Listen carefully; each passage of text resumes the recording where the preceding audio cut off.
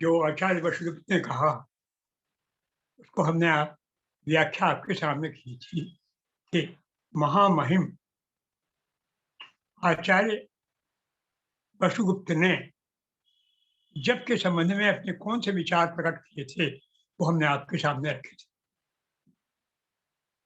अब ये उसी क्रम को आगे बढ़ा रहे हैं। अगला सूत्र है, ये सूत्र है विद्या शरीर सत्ता मंत्र रहस्यम। शब्दों पर ध्यान दीजिए। विद्या शरीर सत्ता मंत्र रहस्य। विद्या की सत्ता यही मंत्र का रहस्य है।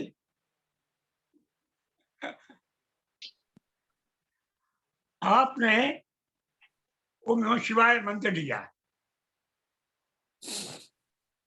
आप जपते हैं, मान लीजिए ओम नमः शिवाय जपते हैं या राम रामाय नमः जपते हैं या जो भी मंत्र आपके गुरु ने दिया है उसको आप जपते हैं, तो वो कह रहा है कि ये रहस्य है। क्या गुरु ने खोला है आपको? विद्या शरीर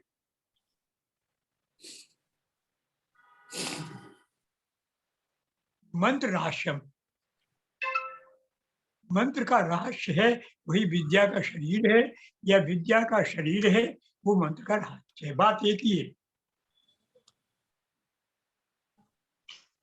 मंत्र क्या है ये आपको मैंने व्याख्या कर चुके हो, कर दी, पहले बता चुके। रहस्य क्या है ये आज बात चर्चा है। विद्या क्या है? तो जितने दो तीन बातें हैं इनको ध्यान से देना है। ध्यान अगर देंगे आप तो आपको लाभ है, नहीं देंगे तो कोई नुकसान नहीं। आप चाहें तो दें, न चाहें तो छोड़ दे, कोई उससे नुकसान तो होना नहीं है आपका। लेकिन यदि आप देते हैं और जब करते हैं तो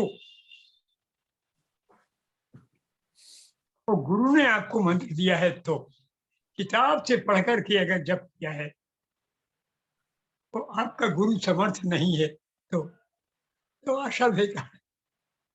फिर कोई रहस्य आपके सामने प्रकट करने की बात ही नहीं, और न वो रहस्य प्रकट होगा। शिव ने कहा है कि नए नए लोग, आगम का है स्वच्छंद तंत्र नाम का एक आगम है, प्रकाशित है, बहुत प्राचीन है। उसमें भगवान शिव ने पार्वती को बताया है कि कलयुग में लोग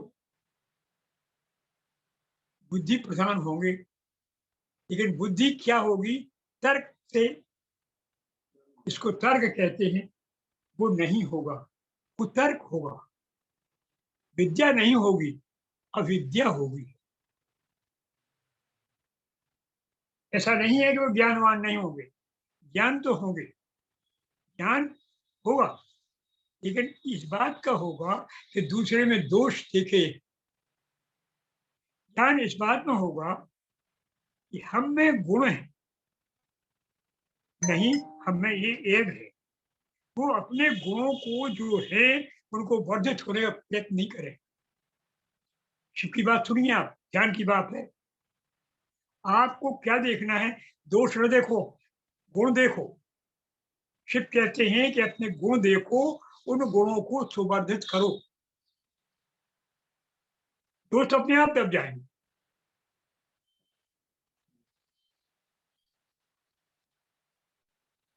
शिव कह रहे हैं, शिव कहते हैं कि तुम अज्ञान अपना मत देखो, तुम्हें जो ज्ञान है उस ज्ञान को, तुम्हें कुछ तो ज्ञान है, जो तुम्हें ज्ञान है उसको और गहरा करो, और गहरा करो, और गहरा करो, और तुम ज्ञान के जहां पहुंचोगे वहां अब दोष अपने आप दूर हो जाए, सदा दूर हो जाए। तुम कभी ना की तरफ मत देखो। ये बात कह रहे हैं, ये उन्होंने यहां कहा कि मंत्र तुम जपते हो, तुम देखो उसमें तुम्हें कुछ आनंद आ रहा है। अगर तुम्हें आनंद आ रहा है तो ही तुम जपो, नहीं आ रहा है छोड़ दो, कोई लाभ नहीं होगा उससे। जबरदस्ती गुरु ने कहा है इसलिए आप मंत्र जपे, शिव के मना करते हैं। तो स्वच्छंद तंत्र में ये बात बिल्कुल स्वच्छंद कहा गया है कि आप अपने स्वभाव के अनुकूल जो हो उसको गहराई में ले जाओ, तो जो विकृतियां हैं वे स्वतः दूर हो जाएंगी।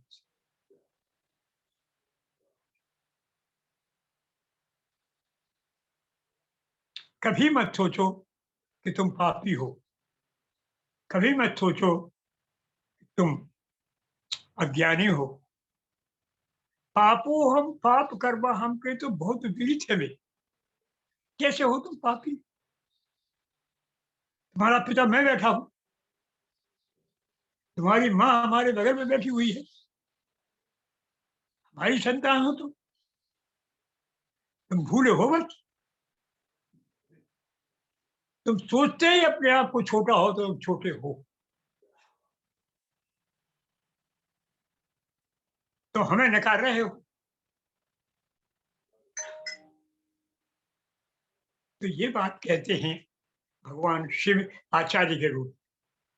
मैंने आपको बताई। अब इसका देखिए उपयोग क्या है।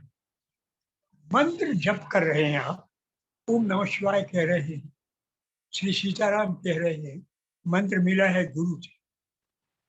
अब दो बातें हैं, तो ही हमारी बात सुनो, नहीं तो मत सुनो, तुम्हारे सुनने की कोई जरूरत नहीं। अगर तुम्हें गुरु से मंत्र मिला है और तुम्हें मंत्र जपने में थोड़ा बहुत कुछ सुख मिलता है तो बात सुनो, नहीं तो नहीं सुनो। शिव कहते हैं कि फिर क्या है कि इसकी सत्ता है मंत्र की, सत्ता को प्राप्त करो। कैसे सत्ता को प्राप्त, क्या है सत्ता? कि इस मंत्र के जपने से आपके मन में जो एक प्रसन्नता का भाव आता है, जो चैतन्य की एक अनुभूति होती है, वो इस मंत्र की सत्ता है। कैसे आएगी? तो वो गुरु ने जो दिया है, पहले उनको देखो, तुम्हारे गुरु थे कौन, विचार करो। क्या उनके पास कोई शक्ति थी, उन्होंने उस मंत्र को जपा था? जब तक उन्होंने उस मंत्र को नहीं जपा है और अनेक बार नहीं जपा है, तब तक उस उन शब्दों में उस व्यक्ति का व्यक्तित्व जुड़ा नहीं है। उनकी तपस्या क्या मंत्र के साथ जुड़ी है? और वे क्या तुम्हें इतना प्रेम करती थी कि उन्होंने तुम्हें उसको थोड़ा सौंपा? ये जो सौंपना है, ये एक बीज है, वो तुम्हारी सत्ता में आया। अब तुमने अपनी सत्ता में उस बीज को पाया और बढ़े कैसे? तो तुम्हें ये ध्यान करना है कि तुम्हारे शरीर में बहुत बड़ी शक्ति है। कल ये बात कही थी शिव ने, शिव की सूत्र में, ये शरीर स्वयं बहुत बड़ा यंत्र है। इसमें सारी नदियां, सारे देवता, संपूर्ण तीर्थ यहाँ मौजूद है। बाहर जाने की कहीं जरूरत नहीं है। तुम भागते फिरते हो यहाँ वहां, तीसरी असली चीज तो तुम्हारे भीतर है।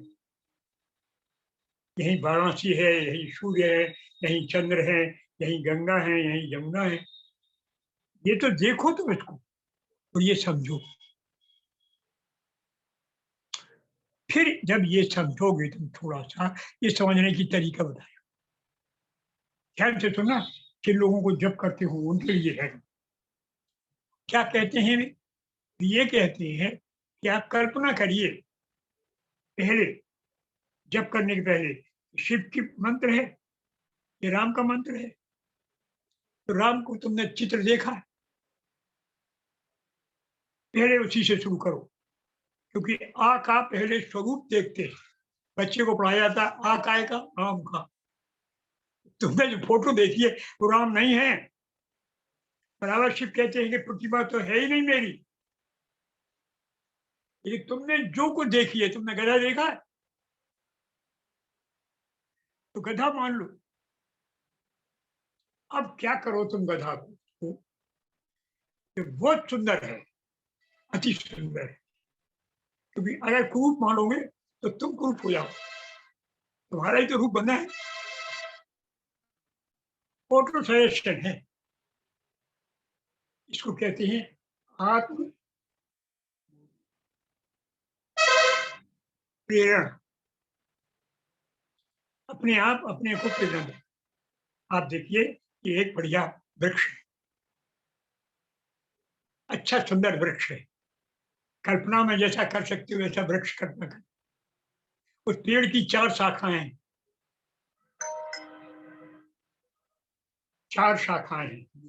एक ऋग्वेद है, एक यजुर्वेद है, एक सामवेद है, एक अथर्ववेद है, शाखाएं हैं।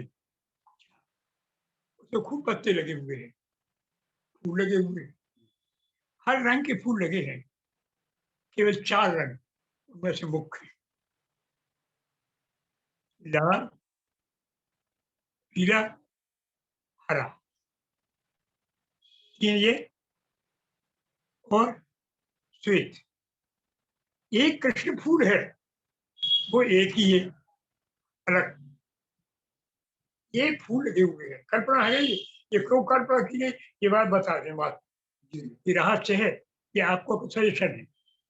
अब ये जब देखोगे आप कल्पना में कि 4 तरह के रंग वहां फूल लगे हुए हैं, उस पेड़ के नीचे जड़ में एक चबूतरा बना हुआ है, बढ़िया। देखो आप कल्पना करो, सुंदर मणियों का है।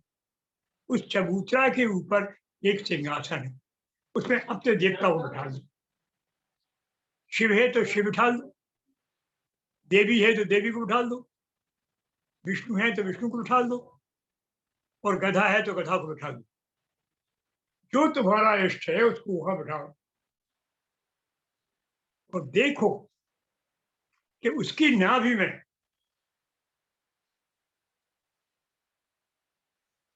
एक हल्का सा नीला प्रकाश आ रहा है। उसके नीचे देखो तो आपको अंदर मिलेगी कि रीढ़ के पास एक पद्म है, फूल है नीचे।